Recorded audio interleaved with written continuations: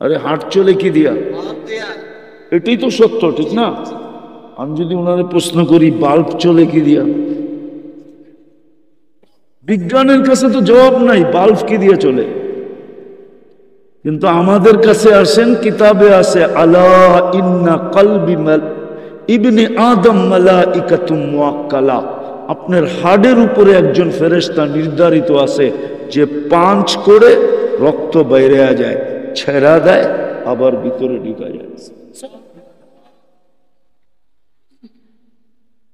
আলা কলবি ইবনে আদম মালাইকাতুম মুআক্কালা, ডেলি 20 জন ফেরেশতা আপনাকে আমাকে পাহারা দেয়।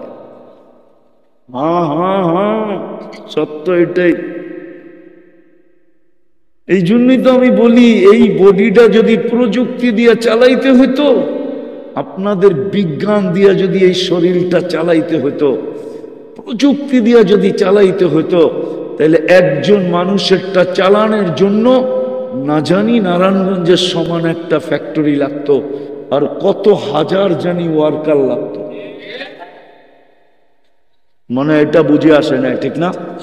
আর একটা বুঝামো, দেখি বুঝে আসে কিনা। নাক আমাদেরকে খাওয়ার সময় নাক আমাদেরকে সর্বপ্রথম কি বলে? গ্রান, ঠিক না?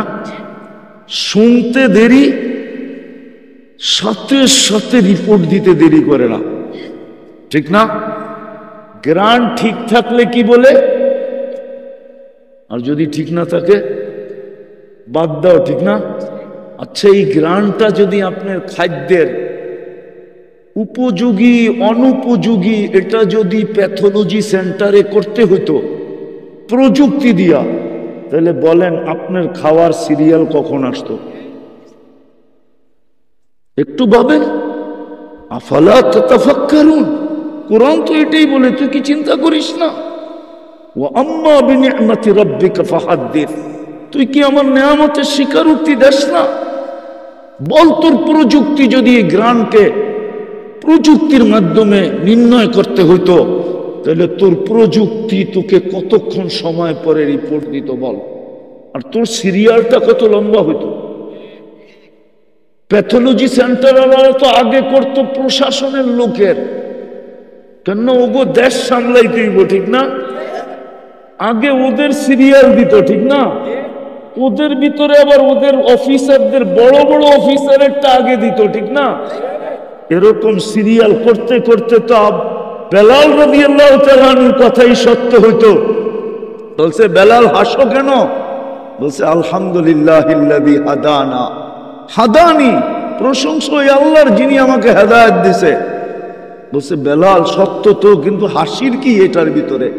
বলছে, ইয়া রাসূলুল্লাহ, হাসতেছি এই জন্য, হেদায়েত যদি আপনার হাতে হইতো, তাহলে আমি বেলালের সিরিয়াল না জানি জীবনে কোনোদিনই আসতো না।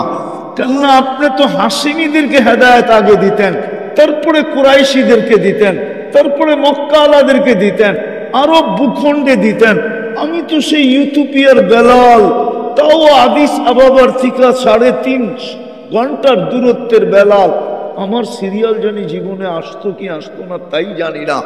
বিদায় প্রশংসা আল্লাহর, যিনি আমাকে 7 নম্বরে হেদায়েত দিয়েছেন। বলেন, আপনার ঘেরান যদি প্রযুক্তি দিয়ে নির্ণয় করা হতো, বলেন নারায়ণগঞ্জের মানুষ,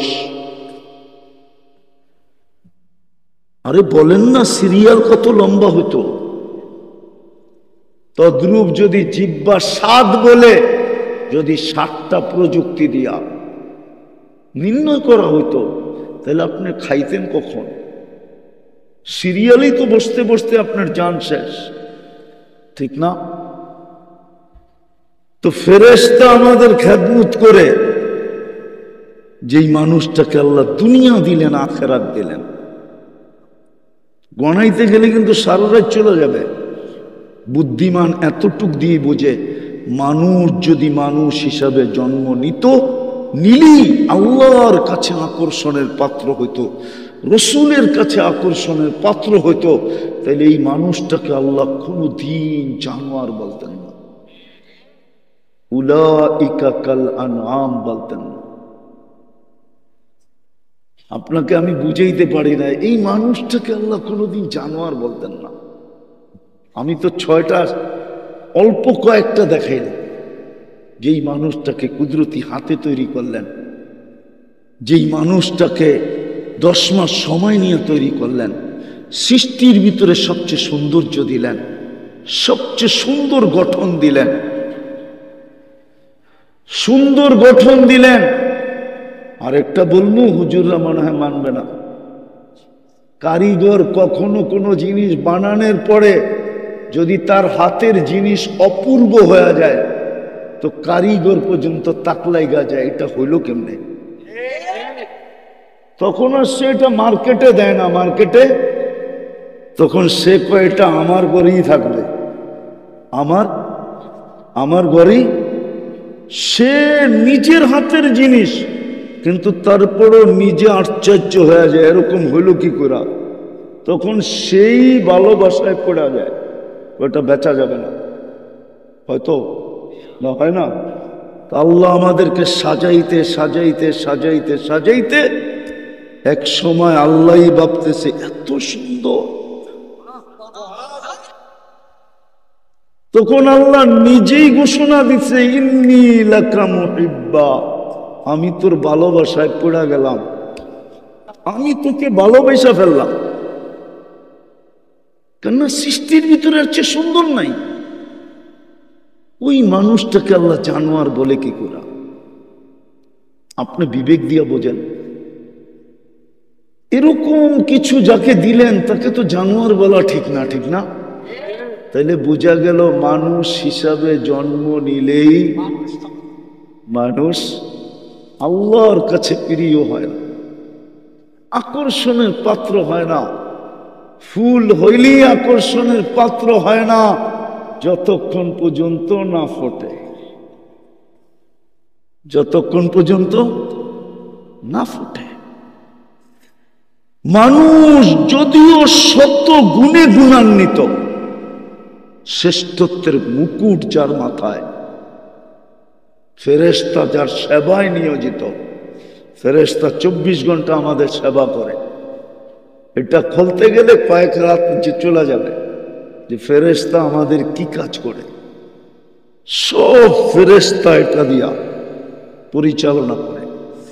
ফেরেশতার কুদরতি প্রযুক্তি দিয়ে আল্লাহ আমাদেরকে পরিচালনা করেন, অপারেটিং করে ফেরেশতারা, যার কারণে আপনারটা আমারটা চলে, নাইলে কোনোদিন চলতো না, কোনোদিন। আপনারা শিক্ষিত লোক বলুক, এখানে শিক্ষিত যারা আছে, চোখে দেখার মতো কোনো উপাদান আছে কিনা? আছে না? আছে মনে হয়, ঠিক না? নাই।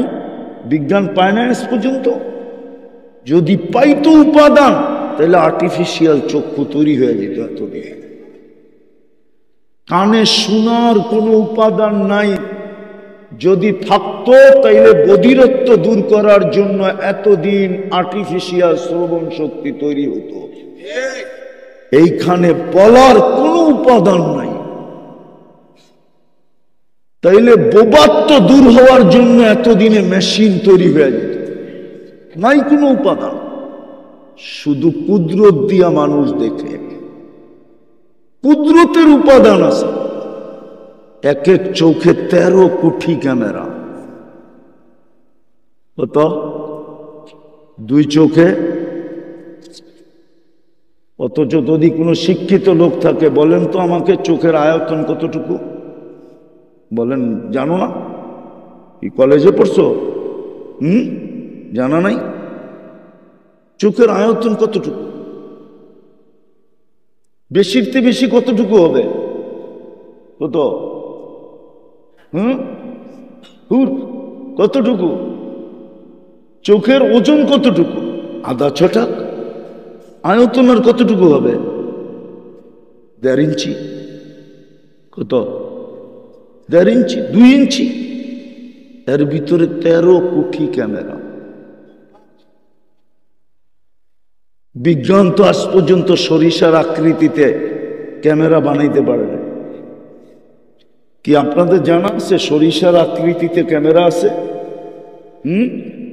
খুদে ক্যামেরা, যেটা মানুষের পেটের ভিতরে যায় এন্ডোস্কোপি করানোর জন্য, ওটাও তো সরিষার চেয়ে কয়েক 100 গুণ বড়।